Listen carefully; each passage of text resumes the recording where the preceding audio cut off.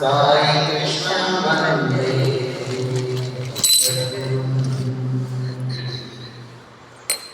ఓం మమాయాసేన మరణం వినాదైనేన జీవనం దేహాంతే తవ సాలోక్యం దేహి మే పరమవీరని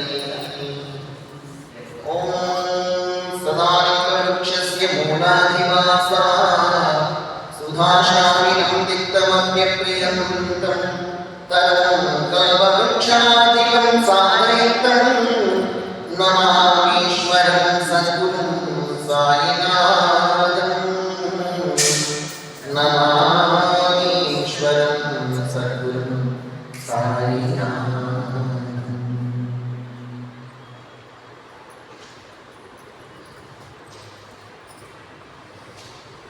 శ్రీకృష్ణ పరమాత్మ సంపూర్ణ అనుగ్రహ కృపాకటాక్ష వీక్షణమైన క్షేత్రపతి అయినటువంటి సద్గురు శ్రీ సాయిరామ్ మహారాజుకు సాష్టాంగ దండ ప్రణామాలు సమర్పించుకుంటూ మధుదేవుడు కేశవానంద స్వాముల వారికి పాద ప్రణామాలు అర్పిస్తూ శ్రీ వేదవ్యాస భగవానుడికి సాష్టాంగ దండ ప్రణామాలు ఆచరిస్తూ శ్రీ భాగవత కావ్యానికి ప్రదక్షిణ నమస్కారాలు అర్పిస్తూ ప్రణవాత్మ పరమాత్మ స్వరూపులని చంద్రకృష్ణ స్వామికి నమస్కరిస్తూ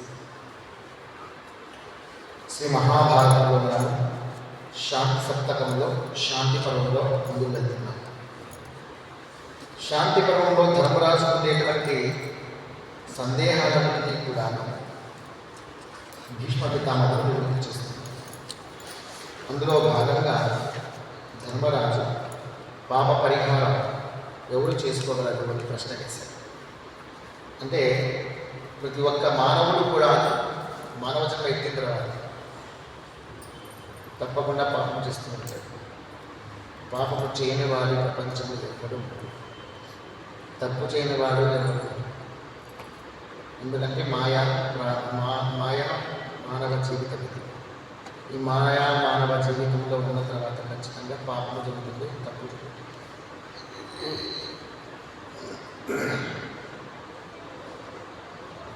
ఇంకా వేరే ఏ జన్మకు లేదు పాపము కానీ పుణ్యము కానీ. ఒక మానవ జన్మకు మాత్రమే పాప పుణ్యాలు కదా.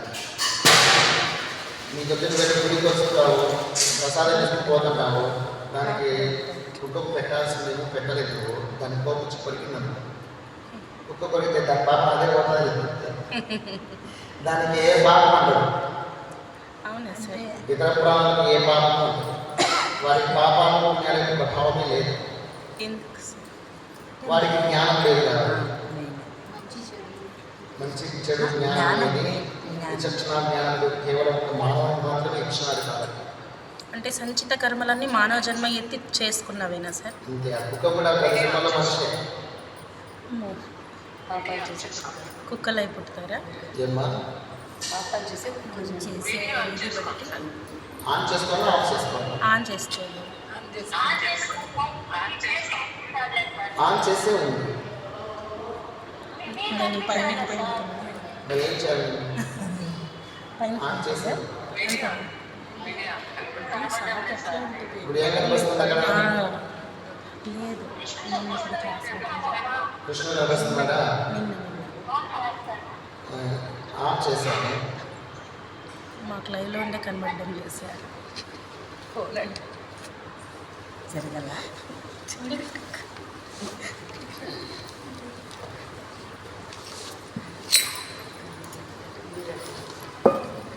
ఇప్పుడు కనిపిస్తున్నానా? Okay sir. లెఫ్ట్ అయి వెళ్ళండి సార్, అంతే. లెఫ్ట్ అయి మళ్ళీ వస్తున్నా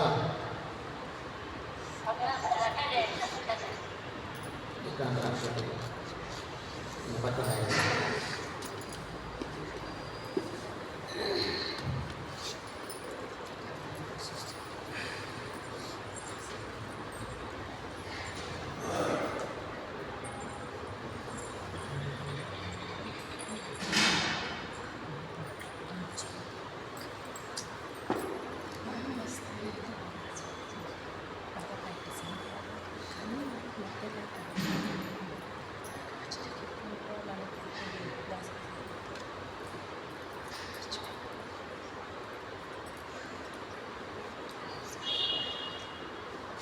హరి ఓం.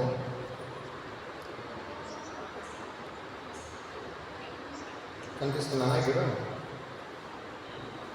కానీ వినిపించండి మీరు మాట్లాడుతున్నారు. ఇప్పుడు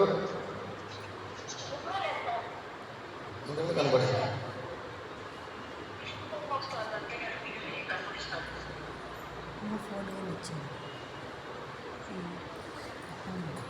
ఇప్పుడు జాయిన్ అవ్వక కీర్తనక్క సార్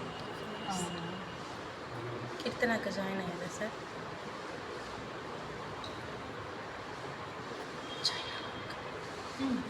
సరే ఇంట్లో చెప్తాను.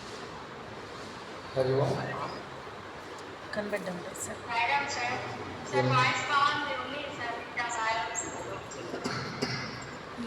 సార్ కీర్తన తీసుకోండి సార్.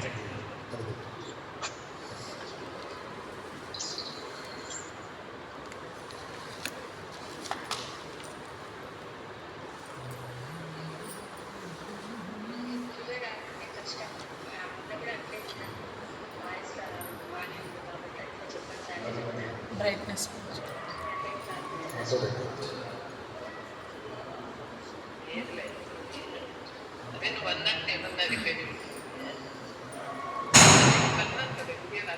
ఇప్పుడు కనిపిస్తున్నానా మీకు?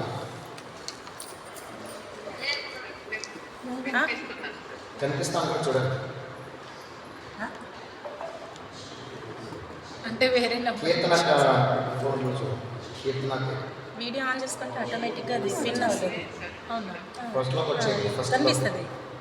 వీడియో ఆన్ చేయాలి. అందరూ మ్యూట్లో ఉంటారు, వీడియో ఆఫ్లో ఉంటారు. ఇప్పుడు నేను చెప్పట్లేదు మీకు కీర్తన పేరు మీద ఉండొచ్చు.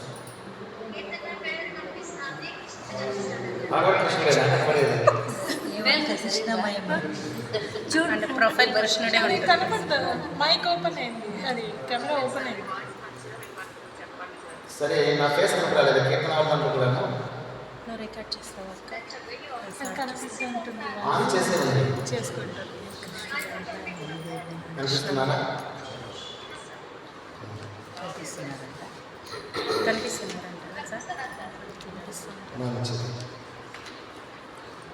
ఒక్క మానవ జన్మకు తప్పితే ఇంకా వేరే జన్మకు పాపపుణ్యాలన్నింటినీ అంటారు.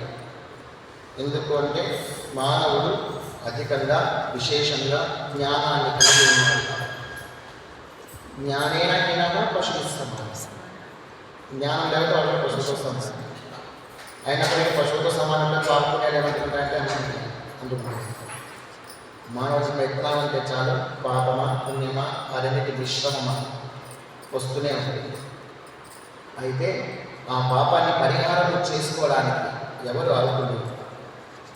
పాపం మనిషి మీద పాపం చేస్తారు, దాన్ని కడిగేసుకునే దానికి ఎవరు అర్హులు ఎవరు అని అడిగారు. చతుర్విధ భక్తులు. చతుర్విధ భక్తులు పాపాన్ని కడిగేసుకునే అవకాశం లేదు, ఒక జ్ఞాని తప్ప. అంటే జిజ్ఞాసు కూడా. జిజ్ఞాస జ్ఞాని కాదు కదా. జ్ఞానము చేతనే పాపం కడిగేసుకోవాలి. ఆర్తో జిజ్ఞాసు అర్థార్థి జ్ఞాని చ ప్రత్యక్ష. ఆర్తుడు అనుభవిస్తుంటాడు కాబట్టి పాపం పోతే సాధన, అంటే రోగం పోతే సాధన, కష్టాలు పోతే సాధన, పాపం పోతే సాధన. ఒకవేళ కర్తాన్ని పోయినా మళ్ళీ అనుకుంటూనే మళ్ళీ వస్తుంటారు అంటారు. జిజ్ఞాసులు ఏం చేస్తుంటాడు? భగవంతుడి గురించి, భగవంతుడి ఉనికి గురించి తెలుసుకునే ప్రయత్నం చేస్తుంటాడు. తప్పితే అతడు కూడా పాప ప్రక్షాళన చేసుకోవడానికి తెలుస్తాడు. అర్థార్థి, డబ్బు కావాలి, సంపద కావాలనే వాడు కూడా భగవంతుడు ప్రార్థిస్తాడు. కానీ అర్థార్థి అర్థం డబ్బును సంపాదించుకోవడం కోసమే ప్రయత్నం చేస్తాడు. అది ఏ విధంగా సంపాదిస్తున్నానా, ధర్మమా అధర్మమా, ఇది మంచాయి చెడది, పాపమా పుణ్యమా, దానికి తెలిసి రాదు.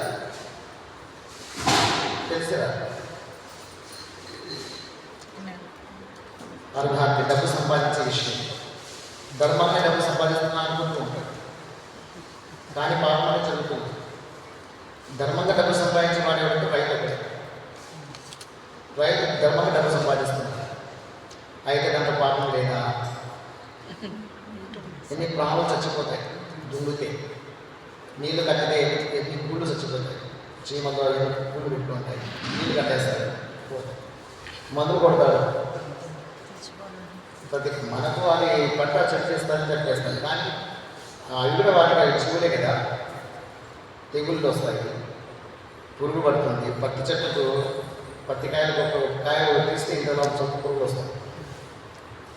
వాటిని శుభ్రంగా ఏరి కిరోసిన్లో వేసేవాళ్ళు కూరగాయలు చిన్నగా మా చిన్నప్పుడు. అదే పని పురుగులు ఏరించేవాళ్ళు, ఆకుల్లో, పువ్వుల్లో, కొమ్మల్లో, కాయలు దొరికాయి. మందులు కొట్టాను కదా సార్. మందులు కొట్టినా బతుకు చచ్చిపోవాలి. శుభ్రంగా ఇంత గొడవ ఉంటాయి, ఏరేసి కిరోసిన్లోకి వేసేయాలి. ఇంత చంపొస్తాయి, గ్రీన్గా ఉంటాయి.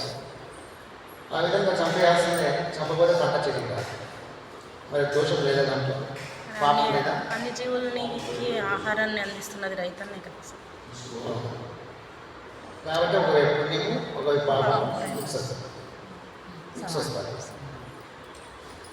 కాబట్టి పాపపుణ్యాలు అనకుండా ఎవరు ఈ ప్రపంచంలో లేరు. ఇకపోతే ఆ పాపాన్ని ఎలా ప్రక్షాళన చేసుకోవాలి, ఎవరు చేసుకోగలరు అని ప్రశ్నించారు. దానికి సమాధానంగా చెప్తూ ఉన్నాడు ఎవరు? భీష్మకు. ఎవరికైతే విషయ సుఖములందు ఆశ లేకుండా ఉంటారో వాళ్ళు పాప ప్రక్షాళన చేసుకోగలరు. విషయ సుఖాలపై ఆశ ఉండదు. ఇతరులు తిట్టినా వాళ్ళను కంట్రోల్ చేయగల సమర్థత ఉంది కూడా. సహించువారు పాప ప్రక్షాళన చేసుకోగలిగేవాళ్ళు. అలా వాళ్ళు తింటూ ఉన్నారనుకోండి, మీరు మౌనంగా ఉన్నారనుకోండి, మీ పాపానంతా వాళ్ళు నాలుగతో నాకేసుకుంటా అంటారు. విమర్శించే వాళ్ళంతా అంతే. ఎవరు విమర్శిస్తున్నా, ఎవరు తిడుతున్నా మన పాపాన్ని వాళ్ళు నాకేస్తున్నారు, నాలుగతో దాన్ని లాగేసుకుంటున్నారు, వాళ్ళు క్లీన్ చేస్తున్నారు అని తులసీదాసు వాళ్ళు చెప్తారు. నేను చెప్పడం కాదు. అంటే మీ పాపాన్ని వాళ్ళు కరిగేస్తున్నారు, మీకు పాపం అనేది నశించిపోతుంది. ఆ తర్వాత ఒక మాట అంటే 10 మాటలు అనకపోతే మీకు తక్కువైపోతున్నారు కదా అని చెప్పి 10 మాటలు మాట్లాడేవాళ్ళు. ఒక తిట్టుకు 10 తిట్లు ఫ్రీ ఆఫర్ ఇస్తుంటారు కొంతమంది. ఒక తిట్టుకు 10 తిట్లు, ఒక దెబ్బకు 10 దెబ్బలు ఆఫర్ ఇస్తే ఏమవుతుంది? వాళ్ళ పాపాలతో మనం తీసుకోవడమే. ఈ విధంగా పాపపుణ్యాలు అనేవి వస్తూ ఉంటాయి, పోతుంటాయి. అయితే పుణ్యం అనేది ఎవరు పోగొట్టుకోవాలనుకోరు, పాపం మాత్రం పోగొట్టుకోవాలనుకుంటారు. ఆ పాపం పోవాలి అంటే ఇతరులు మనల్ని ఎవరైనా దూషిస్తూ ఉన్నారంటే సహించు. ఆ సహనంతోనే నీ పాపం అంతా నశించిపోతుంది అంటున్నాను. అలాగే ధైర్యవంతులు కూడా పాపాన్ని ప్రక్షాళన చేసుకుంటారు. ఉదార గుణం గల వారి అంటే తండ్రిగా దానం చేసే శక్తి, దానం చేసే శక్తి ఎవరికైతే తండ్రిగా ఉంటుందో వాళ్ళకు కూడా పాప ప్రక్షాళన అయిపోతుంది. అశ్వమేధ పర్వం అనేది ఉంది మహాభారతం. అశ్వమేధ పర్వం. ఆ అశ్వమేధ పర్వంలో ఇన్ని అడుగుతాడు, అన్నిటికి సమాధానం చెప్తాడు భీష్మ పితామహుడు. శాంతి పర్వం తర్వాత వస్తుంది అశ్వమేధ పర్వం. ఇన్ని విన్నప్పటికీ అతనికి మనశ్శాంతి లేదు. మనశ్శాంతి లేకపోతే ధర్మరాజు సరే అశ్వమేధ యాగం చేసి మీకు మనశ్శాంతి దొరుకుతుంది, దాన ధర్మాలు విరివిగా చేయాల్సి ఉంటుంది. అశ్వమేధ యాగం చేసి దాన ధర్మాలు విరివిగా చేయాలి, తద్వారా మీకు మనశ్శాంతి కలుగుతుంది. శ్రీకృష్ణ పరమాత్మ చెప్తున్నారు, సిద్ధార్థ వేదవ్యాసులు చెప్తున్నారు. ఆ అశ్వమేధ యాగం చేయాలంటే మనం తండ్రిగా కావాలి, బంగారం కావాలి. హిమవత్ పర్వత ప్రాంతాల్లో ఒక రాజు యజ్ఞం చేసి దండిగా ధనాన్ని, బంగారాన్ని వృత్తికులకు దానం చేశారు, బ్రాహ్మణులకు. వాళ్ళు మోయలేనంతగా మోసుకొని పోయినా చాలా బంగారం అక్కడే ఉంది. వదిలేసుకున్నాను, మాకు చాలా పెద్ద కూడా ఉంటుంది. భోజనం పెడితే ఎవరైనా చూసి చాలా ఉంటారు. బంగారాన్ని కానీ బంగారం ఇస్తాను కనుక కావాల్సిన తీసుకున్నాను సార్ మా భక్తుడే మొయ్యలా అంత బంగారం దానం చేశారు మహారాజు. స్వర్గానికి వెళ్ళిపోయాడు. ఎవరు సార్? రాజుగారు నాకు గుర్తులేదు, ఆయన పేరు నెక్స్ట్ స్వర్గానికి వెళ్ళిపోయాడు. ఆ ధనం అంతా కావలసిన వెతుకున్నారు గ్రామంలో, మిగతా దగ్గరే వేసేసి దాన్ని ఒక నిధిలాగా హిమాచల ప్రాంతంలో ఒక నిక్షిప్తంలాగా పెట్టేశారు. అది అనంతంగా ఉంది బంగారం. అది ధర్మరాజుకు చెప్పినారు వేదవ్యాసుడు. స్వామి మీరేమో అశ్వమేధాయం చేయాలనుకున్నారు, దక్షిణ చాలా దండిగా ఇవ్వాల్సి ఉంటుంది, యుద్ధం చేసేప్పటికీ ధనమంతా నశించిపోయింది, వ్యర్థమైపోయింది, ధన సంపదలు ఏమీ లేవు కదా, ఎలా నేను చేయగలను ఆ యొక్క అశ్వమేధయాగం అన్నాడు. ఏమి చింతించకు, నేను చూపిస్తాను ఆ నిధిని, అది మీరు తెచ్చుకుంటే సరిపోతుంది. కొన్ని వందల వంటలు, కొన్ని వందల గుర్రాలు, కొన్ని వందల ఏనుగులతో మోసుకొని రావాల్సి ఉంటుంది. అంత బంగారం అక్కడ ఉంది. నిధి తెచ్చుకుంటారు దాకా మహాప్రసాదం అని చెప్పేసి శుభముహూర్తానికి వెళ్ళి ఒక యజ్ఞము, అంటే ఒక యజ్ఞము చేసి, శాంతి యజ్ఞం చేసి, పూజ చేసి, ఆ నిధి చుట్టూ పూజలు చేసి బలి ఇచ్చి వేదవ్యాసం మొదలుపెట్టుకొని నిధులు ఓపెన్ చేశారు. కొన్ని సందర్భాల్లో నిధులకు కాపలా ఉంటాయి, కొన్ని దుష్ట శక్తులు కూడా దాచుకుంటాయి. పాములు ఉంటాయి, దుష్ట శక్తులు దయాలు కాపలా కాస్తాయి. ఎందుకు కాపలా కాదు సార్? వాటితో సమాధానం పెట్టుకుంటాయి. గత జన్మంలో దానికోసం పెట్టుకుంటారు కొంతమంది. అని వాళ్ళ ఆరోగ్యం కూర్చుంటారు. ఆ వాసనతో పూర్వజన్మ వాసనలు ఉంటాయి కదా, వాళ్ళకి సంబంధించినటువంటి వాళ్ళకి దానికి సంబంధించిన వాళ్ళకి ఆడుకుంటారు. పాములు కానీ లేదంటే ఇంకా అదే కట్టు చెప్పరా వినపడుతుంది సార్. వినబడదు. ఫోన్ సరే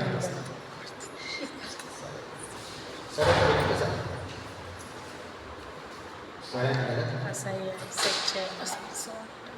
స్పీకర్ ఆ విధంగా నిధిని తీశారు. వేదవ్యాసం మొదలు స్పీకర్ ఆన్ చేసి మళ్ళీ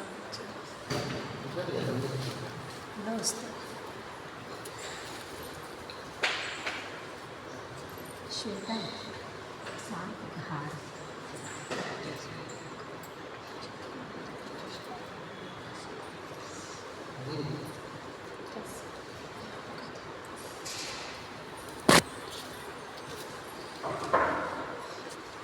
మొత్తం బండులతో, గుర్రాలతో, ఏనుగులతో, రథాలతో దండిగా బంగారం వచ్చింది. చక్కగా చేసినారు.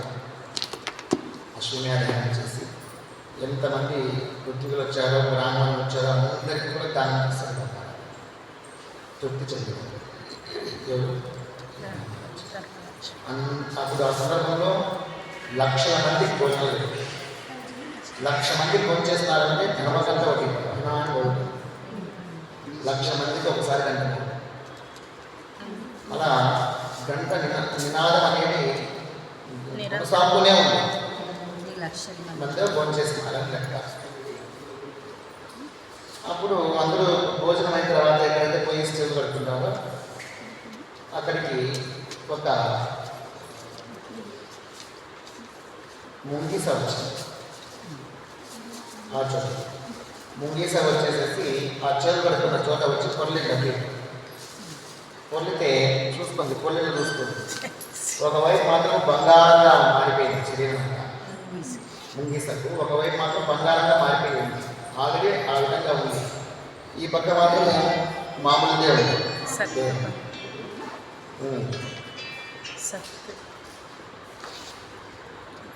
ఇటువైపు మాత్రం సామాన్య దేహంగానే. కాబట్టి ఇప్పుడు ఇక్కడికి వచ్చి పొల్లితే ఇది కూడా బంగారంగా మారుతుందేమో అనుకుంటున్నాం. మారలేదు.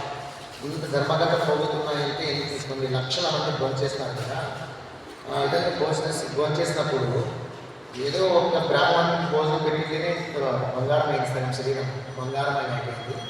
ఈ సగం బంగారం ఎందుకు? ఈ సగం దేహం ఎందుకు బంగారంగా మారదు? అని చెప్పేసి పొద్దుట అది బంగారంగానే మారలే. ఒక వెంట్రుక కూడా మారలే. పదపదా నవ్వింది. వాళ్ళతో మాట్లాడుకుంటున్నారు ధర్మరాజు, పాండవులు అందరూ మాట్లాడుకుంటున్నారు. ఇతనంతా ఋషులు మహర్షులతో ఆహా, ధర్మరాజు ఎంత అద్భుతంగా ఇంతమంది భోజనం పెట్టాడు, ఎంతకో ఈ బ్రాహ్మణులందరికీ మొయ్యలేనంత బంగారం దానం చేసినాడు, ఎంత గొప్ప దానకర్ణుడు, దానవంతుడు అని చెప్పేసి భలే కోరుకుంటున్నారు.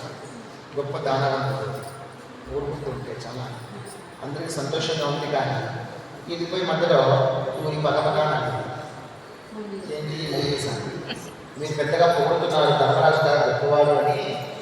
అంత పెద్ద గొప్పవాడే కాదు, ఆ దానధర్మాలు చేస్తే కనీసం అది ఒక వెంట కూడా బంగారం కాదు. దానికి సంబంధం ఏంటి అని నేను కథ చెప్తాను వినండి అని చెప్పేసి ఆ ముందు సాధారణ కూర్చోబెట్టి పెట్టింది కదా. ఏమని చెప్తుందంటే, ఒక గ్రామంలో కుగ్రామంలో సత్తుప్రస్తుడు అన్నారు. సత్తుప్రస్తుడు అంటే ఒక పేద బ్రాహ్మణుడు ఉండేవాడు. ఏమ్మా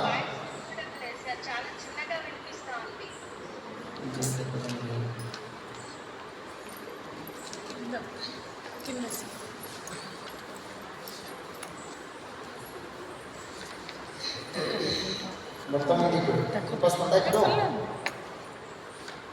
ఇప్పుడు బాగా వస్తుందమ్మా. మంచిది. సత్తుప్రస్తుడు అనేటువంటి ఒక పేద బ్రాహ్మణుడు ఉండేవాడు. అతని కథ చెప్పడానికి వినండి అని చెప్పేసి ఈ ముంగేసి చెప్తుంది ధర్మరాజు ఆధార బ్రాహ్మణులందరికీ. ఆ సత్తుప్రస్తుడు చాలా పేదవాడు. అతనికి ఒక కుమారుడు, కోడలు, తన భార్య, నలుగురే ఉన్నారు.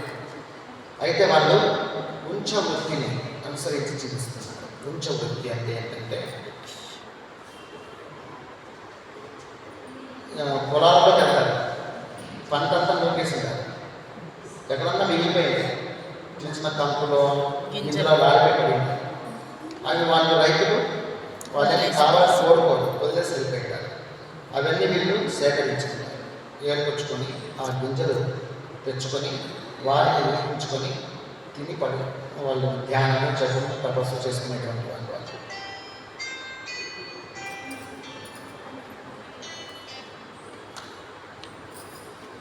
ఆ విధంగా ఆ ఉంచు వృత్తితో జీవించేటువంటి వాళ్ళకు చాలా రోజుల నుంచి భోజనమే దొరకలే. 10 రోజులు 10 రోజుల నుంచి భోజనం లేదు. 11వ రోజు దొరికింది. అది కూడా అలా ఏర్పడిపోయినప్పుడు కొన్ని దొరికినాయి. వాటిని గింజలు దొరికితే వాటిని వేయించి పేడపిండిలాగా చేసుకొని వేయించి పిండి చేసి ఇసిరి దాంట్లోకి కొద్దిగా నీళ్ళు వేసుకుని ఉప్పేసి ఉడికించి దాన్ని ఉప్మాలాగా చేసుకొని విస్తరణ పెట్టుకున్నారు. నలుగురు కూడా అంతంత వచ్చింది, నలుగురు పెట్టుకున్నారు, కూర్చున్నారు. 15వ అధ్యాయం చెప్పుకొనేసేసి భగవద్గీత చేతిలో నీళ్ళు వేసుకొనేసేసి ఆచరణ చేస్తున్నారు.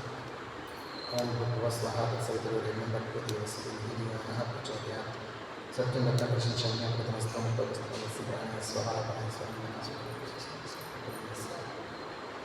కృష్ణ అర్పణ అని తిన్నాం. అది నీళ్ళు తాగేసి అమ్మ అన్నపూర్ణేశ్వరి మాత, ఈ నాలుగు నాలుగు కరుణించినావమ్మ.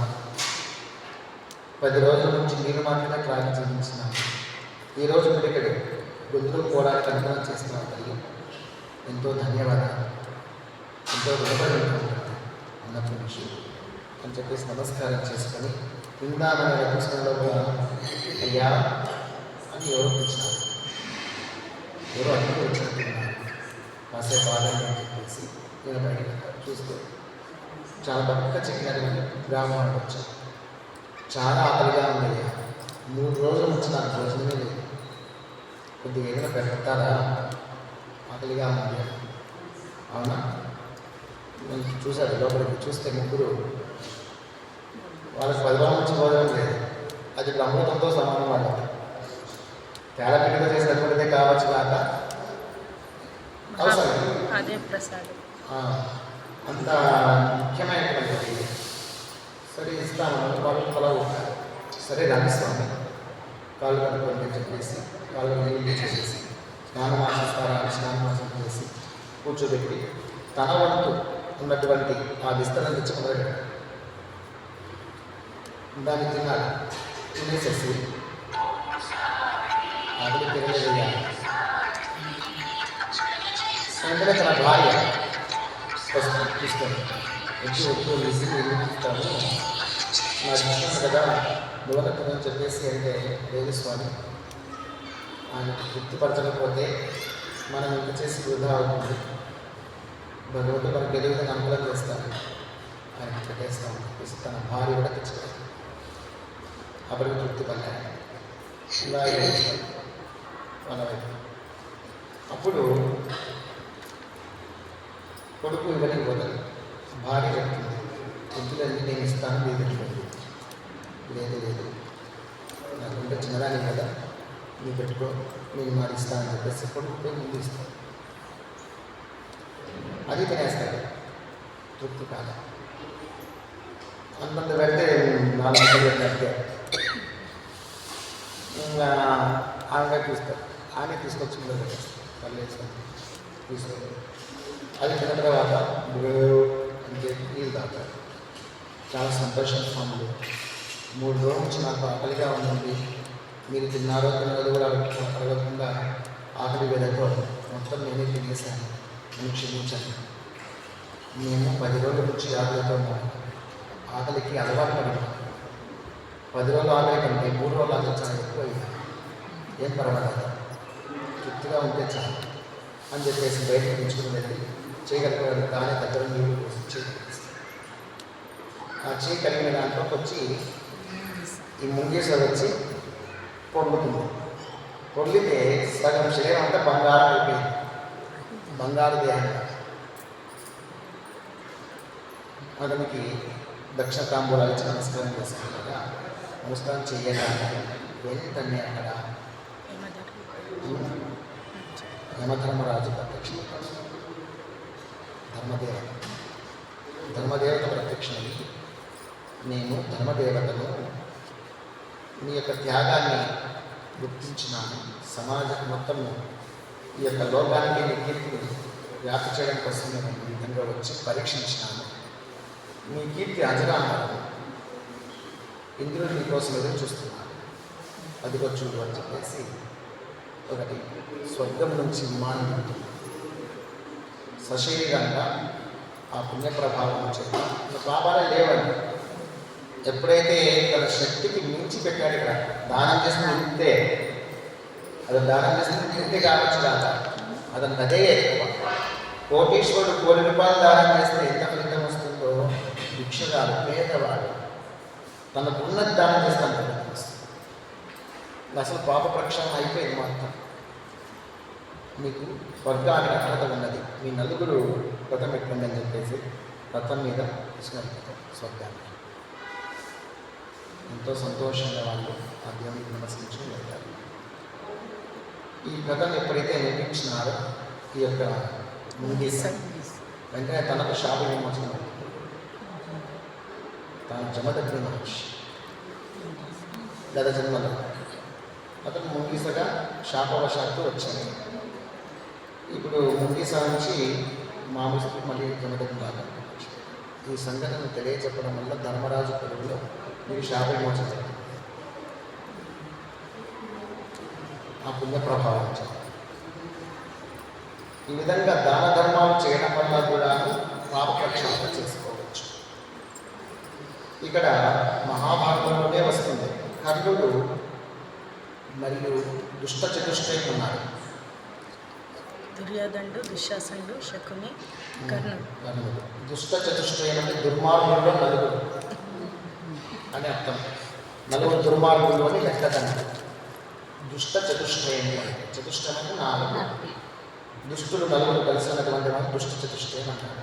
నలుగురు కలిసి ఒక చోట ఒకటి పరిమాణ పనిచేస్తుంటాం దుష్ట చతుష్టయమే. ఇప్పుడు కూడా అది వాడుకలో దుర్యోధనుడు, దుశ్శాసనుడు, కర్ణుడు, శకుని. బాగా పరిచయం ఉన్నాడే శకుని. ఆ శకుని వల్లనే మొత్తం మహాభారతం అంతా తిప్పినాడు చక్రవర్తి శకుని. ఆ విధంగా నలుగురు కలిసి ఉన్నప్పుడు ఈ పాండవులను వారణావతానికి వారణావతము అంటారు ప్రాంతం ప్రదేశం వారణావతం. ఆ వారణావతానికి పంపిస్తే అక్కడ లక్క ఇల్లు ఇది ఏర్పాటు చేస్తారు. లక్క ఇల్లు, లక్కతో ఇల్లు కట్టేస్తారు వాళ్ళు ఉండడానికి.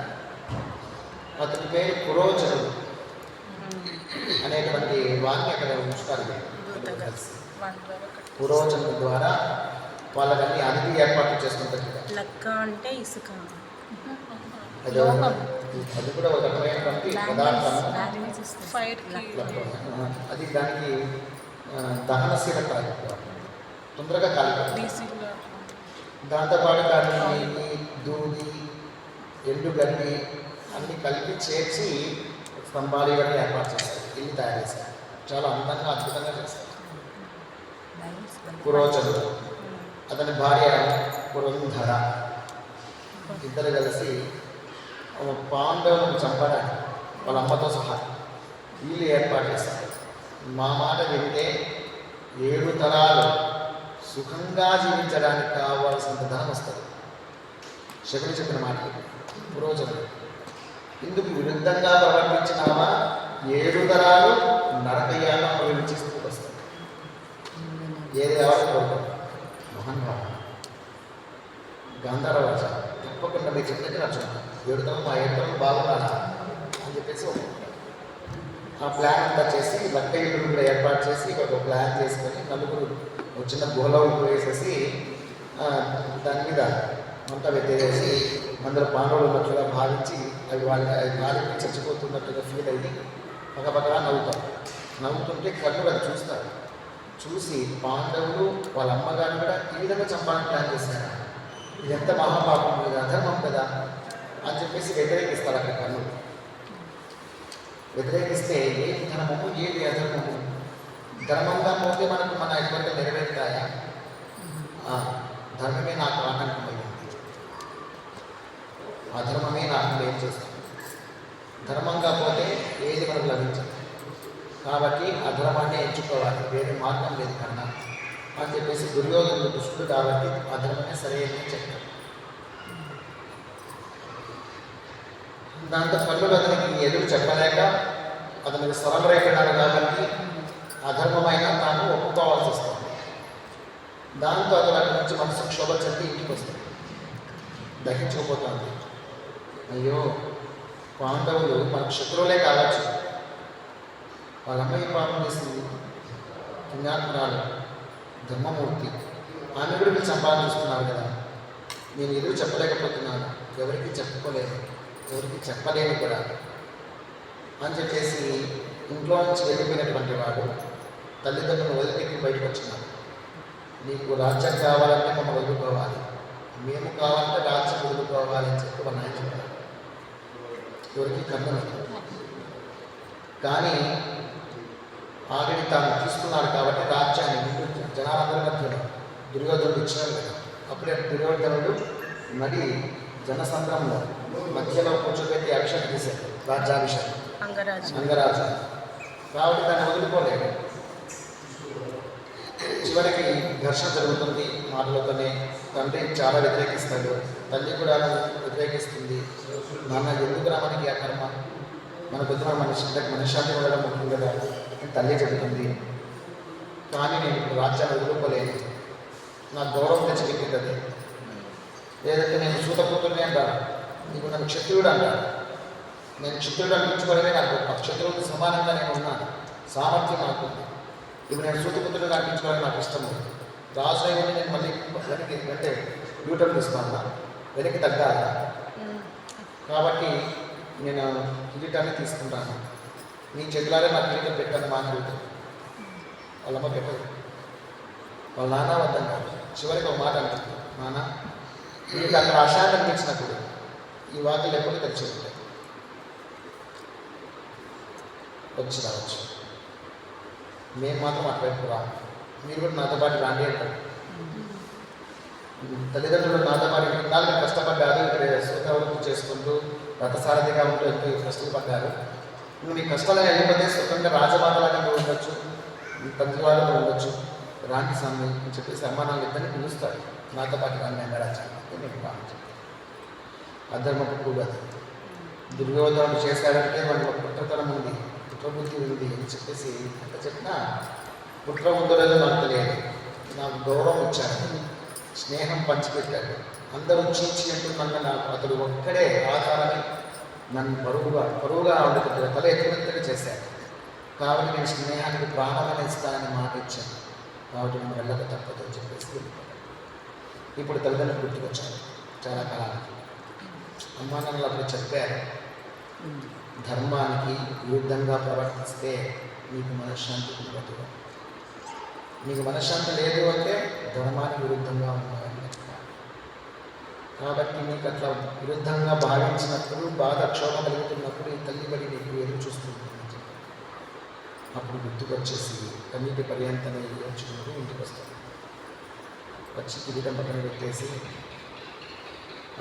అమ్మ రాదమ్మ, నాకు నీ చేతులారా అన్నం తినిపించావా, నీ ఒడిలో నన్ను పడుకోబెట్టుకొచ్చుకోవా అని ఏడుస్తాడు.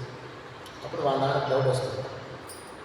ఎందుకు ఆ విధంగా అంటున్నావా, ఏం జరిగింది, నీకు అంత కష్టం ఏమొచ్చింది అంటాడు. దుర్యోధనుడు నీకు అన్యాయం చేస్తున్నాడా, ఏమైనా చేస్తున్నాడా, లేదు అని చెప్పేసి మొత్తం చెప్తారు. ఇదంతా చెప్పడు, గూఢంగా చెప్తాడు. నిగూఢంగా చెప్తాడు. అది విషయము ఒక రకంగా చెప్పాలంటే అర్థమవుతుంది ఇండైరెక్ట్గా. ఈ విధంగా చంపడానికి ప్రయత్నం చేస్తున్నారంటే మీ శక్తి నాకు ధర్మానికి హాని కలిగించేయడానికి ప్రవర్తిస్తున్నారు, నాకు క్షోభగా ఉందని చెప్పేసి వస్తుంది. ఆ విషయం చారుల ద్వారా ఎవరికి తెలుస్తుంది, భీష్మ పితామహునికి తెలుస్తుంది. విదురుడికి ముందే తెలుస్తుంది. ఆయన ముందే సొరంగ మార్గం తవ్వించేస్తుంటాడు సార్ లోపలే.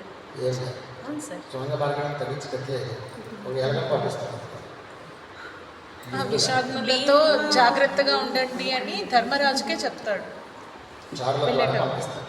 తర్వాత ఒక రూమ్లో సొరంగ మార్గం కూడా వాళ్ళు తవ్వేలాగా ఏర్పాటు చేస్తాడు సార్. నేను ఏర్పాటు చేస్తే ఆ రోజులు డౌట్ వస్తాయి, కానీ లోపలే తెలియకుండా కట్టేసిన తర్వాత సార్ పంపిస్తారు. వాళ్ళు అక్కడ వాసిస్తున్నప్పుడే అలా అది వాళ్ళకి డౌటే రాలేదు. అది తెలుసుకున్నప్పుడు విషయం అంటే అర్థమైపోతుంది. అప్పటికే అనుకునేస్తాయి, మొత్తం మంటలు వేస్తాయి. అప్పుడు భీముడు తన పాదంతో తొక్కితే చాలా గుర్తుపడుతుంది.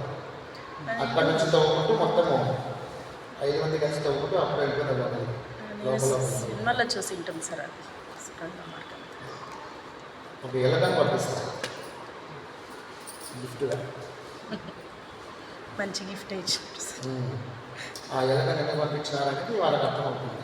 దాని ధర్మరాజు అర్థం చేసుకుంటూ ఆలోచన చేస్తూ ఉంటాడు, ఎందుకు దీన్ని పంపించారు. విషాన్ని పెట్టింటారు, పాయసంలో విషం కలిపినారు. ఆ ఎలక ఈ మగ్నం దగ్గర ఎప్పుడు దగ్గరే ఉంటుంది. మగ్నం దాని ముందు అన్నం తినిపించి తర్వాత తినేది అలవాటు. దాంట్లో పాయసం కనిపిస్తుంది. ఆ పాయసం దగ్గర చచ్చిపోతారు. విషయం అర్థమైపోతుంది. విషయం అర్థం చేసుకునేసేసి వీళ్ళు ప్లాన్ చేశారు, కుతంత్రం చేశారు. ఇది చూస్తే అప్పుడు వాళ్ళకి పారిపోతాం. ఇది స్మెల్ వచ్చి వాళ్ళు ముందుగా కనుక్కుంటారు. ఆ ఎలుక పోయి అక్కడ పోయి ఎత్తుకుంటుంది ఏదో ఉన్నట్లుగా. అది తప్పే లెక్క కరిగిపోతా ఉంది. 15 రోజులకే కరిగిపోతా ఉంది. లెక్క చేస్తుంది వేడి. వంట ఇల్లు కూడా ఆ వంటలో ఆ ఇంట్లో లేదు, బయటకు ఉంటుంది. ఇక్కడ దీపాలు కానీ ఏం పెట్టరు. చంద్రుని కాంతితోని మొత్తం ఇల్లంతా వెలిగేటట్టుగా అద్దాలు అనిపించారు దర్పణాలు. చంద్రుని కాంతి దర్పణ మీద పడితే దర్పణ ఆపోజిట్ మొత్తం రిఫ్లెక్షన్తోనే మొత్తం గదులన్నీ వెలుగుతాయి. ఆ విధంగా విషయం తెలుస్తుంది. వాళ్ళని తవ్వుకొనేసేసి వెళ్ళిపోతారు. ఏకచక్రపురం జరుగుతుంది. వాళ్ళే వెలిగిచ్చేసి వాళ్ళే అంటించేసి వెళ్తారు. అక్కడ కరెక్ట్గా పురోచనుడు వాళ్ళ ఫ్యామిలీనే ఉంటారు. 5 మెంబర్స్ ఉంటారు. వాళ్ళే చనిపోతారు. వాళ్ళ డౌట్ రాకుండా వీళ్ళు 5 చనిపోయినాలి అనుకుంటారు. తల్లి వాళ్ళ అమ్మ, తండ్రి, పిల్లలు ఏకచక్రపురం చేరుకుంటారు. ఏకచక్రపురం ఎక్కడ తెలుసా నీకు? కైవారం తాత ఉన్నాడే, కైవారం తాత ఉండే ప్లేసే ఏకచక్రపురం. అడిగిపోతే ఇంకా భీముడు వాళ్ళు అందరూ అక్కడ స్వలింగా ప్రతిష్ఠ చేసినట్టు ఉంది. ఆ బకాసురుని చంపేసి అంటే కొట్టి లోపల పడేసేసి బండ మూస్తే కూడా ఉంది కొండ, అక్కడ కూడా పోవచ్చు. ఎప్పుడన్నా పోతే అందరూ ప్లాన్ చేసుకుంటూ పోయి రావచ్చు, ఒక రోజులో పోయి రావచ్చు. 2 days కంటే చాలా మంచి ప్లేస్, సద్గురు ఉండే ప్లేస్ అది. అక్కడికి చేరుకుంటారు. సరే, ఇక్కడ ఈ దుఃఖం అంతా నాకు కలిగేది ఎట్లా అని చెప్పేసి బాధపడుతుంటే అప్పుడు వాళ్ళ తండ్రి కర్ణుడికి చెప్పిన సమాధానం ఏంటంటే, నీవు నీ క్షోభను పోగొట్టుకోవాలంటే కుమార పుత్ర దానం చేయి. నీకు పాపం అంటకుండా దానం అనేది కడిగి వేస్తుంది. అప్పటికే చేస్తున్నాడేమో కదా సార్. అప్పుడు స్టార్ట్ చేస్తాను. తండ్రి చెప్పిన తర్వాత పాప పక్షాలను చేసుకోవడం కోసమని అప్పుడు దానం చేయడం మొదలుపెట్టి ఆ తండ్రి చెప్పిన తర్వాత నీకు క్షోభ తగ్గాలి అంటే, నీకు ధర్మభీతి కలిగి దాన్ని ఎలా తొలగించుకోవాలనే భయం కలుగుతూ ఉంటే దానం చేయ. అప్పుడు అతనికి మనశ్శాంతి కలుగుతుంది. ఓ దానం ద్వారా దీన్ని ప్రక్షాళన చేసుకోవచ్చు, నాలోనే నేను పెట్టుకొని బాధపడితే నన్నే కాల్చి చేస్తాను అని చెప్పేసి దానం చెప్పకుండా ఆయన అంత రేంజ్లో దానాలు చేసినారంటే ఎన్ని అధర్మాలు చేస్తున్నారు. అదే కదా నాకు అధర్మం చేసినప్పుడల్లా దానాలు. దుర్యోధనుడు ఉండేది అధర్మానికి ప్రతీక కదా. ఇది నా ధర్మం అంటాడు. అందుకే అధర్మమైన సరే నా ధర్మమే ఇది, అన్యాయం చేసేది నా ధర్మం అట్లా చెప్పకుండా అంతే కదా. సావాస దోషం తెలుస్తూ ఉంటుంది కానీ ఏం చేయలేము. ఒక తెల్లని కాగితం ఉంది, దాని మీద ఏమైనా రాయొచ్చు. ఆ తెల్లని కాగితాన్ని తీసుకుని పోయేసి బోండాలు కట్టారనుకోండి, నూనె ఎంత అయిపోతుంది, ఆ బోండాలకి ఆ పేపర్కి ఏ వాసన వస్తుంది? బోండా వాసనే వస్తుంది. మల్లెపూల చుట్టూ పెట్టండి, మల్లెపూల వాసన. ఆ పేపర్కు మల్లెపూల వాసన వస్తుంది. ఆ మల్లెపూలు లేకపోయినా కానీ సహవాసం సహవాస దోషం అనేది తప్పకుండా అనుకోండి. అందుకే సాధు సజ్జనుల సాంగత్యం అనేది తెలియకుండానే ఆ వాసన మనకు ఉంటుంది. అంత అధర్మం తెలిసిన వాడు ఎందుకు సార్ కౌరవ సభలో ద్రౌపది వస్త్రాపహరణానికి అతడే కారణమయ్యాడంట కదా కర్ణుడు. చెప్తానంటే సావాస దోషం సావాస దోషం ప్రేరేపణ చేస్తున్నారు. అతన్ని మెచ్చుకోవాలి కదా, అతను మెచ్చుకోవాలి, అతని మిత్రుడు సపోర్టివ్గా ఉండాలి. తనకు ఆశ్రయం ఇచ్చినారు కాబట్టి ఆ తిండి తింటున్న తర్వాత దుర్మార్గంలో తిండి తింటున్నప్పుడు దుర్మార్గ ఆలోచన బాగా వస్తాయి. అది కూడా అంకిత భావం ఉంటుంది. వాళ్ళకి చేయడం అంకిత భావంలో చేసినట్లు, లేదంటే వ్యతిరేకం చేసినట్లే. ఇప్పుడు నేను ధర్మాన్ని వ్యతిరేకంగా ప్రవర్తించలేదని చెప్తాడు. అప్పుడే చెబితే దుర్యోధనుడు కర్ణుడు నా కోసం ఏమైనా చేస్తా అన్నావు కదా, నీకోసం ప్రాణమైనా ఇస్తా అంటాడు. నీ ప్రాణం నాకండి, యోధునకు ప్రాణం ఉన్నా ఒకటే లేకపోయినా ఒకటే, కానీ నాకు నువ్వు ఇవ్వాల్సింది అధర్మం తప్పగలవా, ధర్మాన్ని తప్పగలవా అని అడుగుతాడు. ప్రాణంతో సమానంగా చూసుకునే మా తండ్రే ఇప్పుడు ధర్మం గుర్తుకొచ్చి నన్ను వదిలేడానికి సిద్ధంగా ఉన్నాడు. యువరాజు పట్టాభిషేకం నాకు చేయకుండా మా తమ్ముడికి అదే ధర్మరాజు చేస్తా అంటున్నాడు. ఇన్నాళ్ళు కడుపులో పుట్టిన వాడిని ఆ విధంగా మాట్లాడుతున్నాడు. కాబట్టి నాకు ఇప్పుడు కావాల్సింది ధర్మం తప్పేవాడు కావాలి. ధర్మం కాకపోతే ఎవరు నాకు సమాధానం లభించాలి, ఆ ధర్మమే. కాబట్టి నా కోసం నువ్వు ధర్మం తప్పగలవా అన్నాడు కర్ణుడు. ధర్మాన్ని నేను తప్పలేదు, క్షమించు, సరే నేను వెళ్ళొస్తాను పేద, కానీ మీ పట్ల నాకు ఉండేటువంటి గౌరవం, ఆదరణ, స్నేహరీత్యా నీకోసం నేను ఏమైనా తప్పడానికి సిద్ధంగా ఉన్నాను. ఇప్పుడు నీకు సంతోషపెట్టడమే నా ధర్మం, స్నేహితునిగా నిన్ను సంతోషపెట్టడమే నా ధర్మం అంటారు. కాబట్టి నీకు ఏది ఇష్టమని నేను చేస్తాను. భీష్మ పితామహుడు కూడా అంతే కదా సార్, యుద్ధంలో దుర్యోధనకి సంతోషాన్ని కూర్చడానికి శంకన ధర్మం అది, వాళ్ళు తింటున్నారు కాబట్టి అదే ధర్మం. దుర్యోధనకి ప్రీతి కూర్చడం, సపోర్ట్ చేయాల్సి వస్తుంది, అదే ధర్మం. దుర్యోధనకి సపోర్ట్ చేస్తే ధర్మం, లేదంటే అధర్మం. ఆ విధంగా ధర్మం అనేది చాలా ప్రదేశాల పరిస్థితులను బట్టి మారిపోతుంది, స్థిరంగా ఉంటుంది. కాబట్టి 4 మాటలు మనసులో పెట్టుకొని ఎప్పటికీ ధర్మంగా ఉండడానికి మనం ప్రయత్నం చేయాలని తెలియజేస్తూ చెప్తున్నా. మాట కోసం మనం నచ్చకపోయినా చేయాల్సిందేనా, లేదంటే ధర్మం కోసం మాటలు వదిలేయడం కరెక్టా అంటే? ధర్మం కోసం మాట తప్పినా తప్పలేదు. ఒకవేళ నీకు అధర్మం కావాలంటే మాట తప్పచ్చు. మాట ఇచ్చి ధర్మం కోసం మాట ఇచ్చినా తప్పవచ్చు. తప్పకపోతే ధర్మం నశిస్తుంది. ధర్మం అనేది నశించి అధర్మం అనేది పెచ్చు సపోర్ట్ పెరిగి చేసిన వాళ్ళం ఉంటాం. అధర్మో నాశయతి ధర్మో రక్షయతి. కాబట్టి ధర్మం అనేది ఎప్పటికీ ముఖ్యం. కాబట్టి మాట తప్పినా తప్పలేదు ధర్మం కోసం. భీష్మ పితామహుడికి కృష్ణ భగవానుడు ఇదే చెప్తారు. ఇంకా డౌట్ ఉందమ్మా? అంతేనా? అంతే. చాలిస్తాను. ఓం సర్వం శ్రీకృష్ణ పరబ్రహ్మ